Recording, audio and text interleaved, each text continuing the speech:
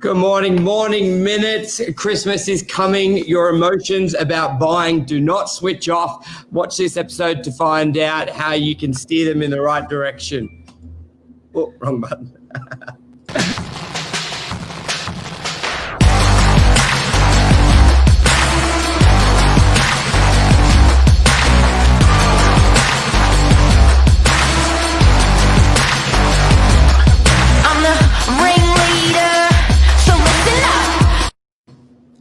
Good morning, everyone. Morning Minutes, episode 316 with myself, Michael Bergio, Mark Novak, and special guest, Gavin Reynolds. How are you, gents? We can't hear you. Step ladder, Gavin. No, just press one button and screwed it. Yep. Yeah. You guys back? Good morning. How are you? Yeah. So this morning we're going to be talking about we'll just refresh the screen. The Christmas emotions of buying a property. A lot of people are switching off and having time off work due to everything going on. I don't believe a lot of people will be traveling out of their areas. So with special guest Gavin, we're going to be talking about optimizing this time period to sell when selling a property and also when buying a property. Generally, a lot of people sort of steer away from doing a deal this time of year, but we believe it's going to be very busy this time of year and a great time to sell or buy. Don't you reckon, Gav? You back yet? I think I'll be running this solo for a bit. Hey guys, how's the sound now? Yep, sound is all good. I was just saying coming into Chrissy will be a great time to buy and sell. A lot of people typically, they sort of switch off, but the emotions don't go away. So they're sort of in between two mindsets. Do I just stop looking at properties, come back in February, or do I try and do a deal before Christmas? What do you guys think? Gav, you got very firm thoughts on this one. I do have very firm thoughts on it because I think anybody that's still in the market right now, either selling or buying, is absolutely prepared to make a decision before Santa comes. Yeah, after the past 10 or 15 years of gathering data, which is mostly anecdotal but fairly consistent, people get really, really good at making a list and checking it twice. And on that list so frequently goes things like, I really want to have a deal wrapped up on my hand and friends, lots of conversations, maybe catching up with people you haven't seen for a while. Buyers love to be able to tell them about, hey, we bought a place, we settle in January, so they get extra good at making decisions. And what that generally means isn't that deals are going to be a pushover on either side of the transaction. It actually means that the people are going to be much more reasonable, pragmatic, because they just want to tie a bow around decisions and get things done before Christmas. So you're paying a premium, you reckon? Do you reckon you're paying a premium as a buyer? Do you reckon you're getting a premium as a seller? Or do you think buyers are getting a bargain? Is it what's your experience? Because Gav, you've been doing this a hell of a long time and a lot of volume. I don't think that there's bargains necessarily, but nor do I think people are paying premium prices. I mean, the market is the market at the moment, and I think we'd all agree that it's a relatively healthy market, driven largely by a lack of stock supply. It'll be interesting to see what happens with that as we come into the late January and February market when the heart starters are reattached across the state. Yeah, sure. I think during this time, it's more people are more. Yep. As far as what it means, Michael. I was just saying, I believe it when it comes into this time of year, it's not necessarily, like underpaying, overpaying. It's more the focus is more on the timing of the deal than everyone having their guard up and going, I want the cheapest price, I want the most expensive price. So, okay, let's just get to the middle a lot faster rather than you may have a few days or a week of argy-bargy with pricing. The motivation is more about having it exchanged by a certain deadline, having it settle at a certain deadline, and if you can meet those requirements, the rest of the deal just falls together. Where normally, say, November and October, September, they're a little bit more firmer on the price they want to achieve and the exchange date, settlement date are sort of a second tier, where this time it's sort of a flip of what the goals are. And you almost can't go wrong at 2% interest rates. Yeah, you definitely can't. If the bank are lending, and you know, all the evidence that I hear is that the banks are lending, particularly if you're an existing bank customer. The banks are being particularly friendly at the moment. Well, much more friendly than they had been. I don't want to suggest that it's a cakewalk at any time, but if there's buyers in the market and they're telling you that they've got finance approval, it's very likely that they do and that they're there to do a deal. But just to go a little deeper on what you touched on Michael, and I think it's particularly accurate, but just to dive slightly deeper, I think people haven't got their spurs on as much on either side of the transaction. They're prepared to be much more reasonable. Now, that doesn't mean that they're going to discount significantly on the selling side or overpay on the buying side, but they approach the transaction in a much more conciliatory way and prepared to do a deal, as opposed to, hey, I need to squeeze every drip out of the lemon, regardless of which side of the transaction I'm on.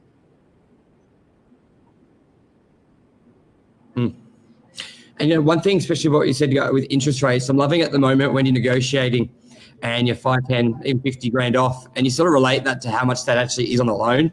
Okay, so 50 grand, let's say you financed all that at 2%, you're only paying an extra $50 a week for it. Are you going to let it go for $50 a week? And they're like, oh yeah, okay, let's increase it. So I think now with interest rates heavily on the side of everyone, really, it's a really good time to start using it in negotiations. And don't forget, I know a lot of people miss the Reserve Bank commentary. When they last reduced the Reserve Bank rates, they also said that they're not going to be changing it for the next 3 years, up or down.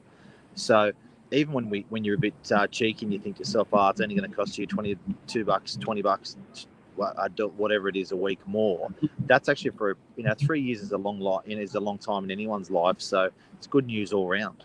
And anyone in the finance business is saying rates are going to be lower for longer. I mean, it's like the catchphrase that they got tattooed onto the back of their eyelids at the moment. Yep. So, but coming back to just the overall sentiment and the opportunity for both buyers out there that are watching and sellers that are watching, or real estate professionals, there is absolutely an opportunity for you to get that deal done, because you will get a sense of reasonableness that you're not going to experience on both sides of the transaction at any other time of the year, because we're inside 4 weeks of that run to Christmas. Talk us through that dialogue that you would be using to those vendors. So what's some key words, what's some scenarios to sort of extract and bring that reason to, especially because sometimes they don't get there to themselves, but are you explaining the emotion of this time of year, the piece of having a deal before done? How would you sort of get them to that reasoning?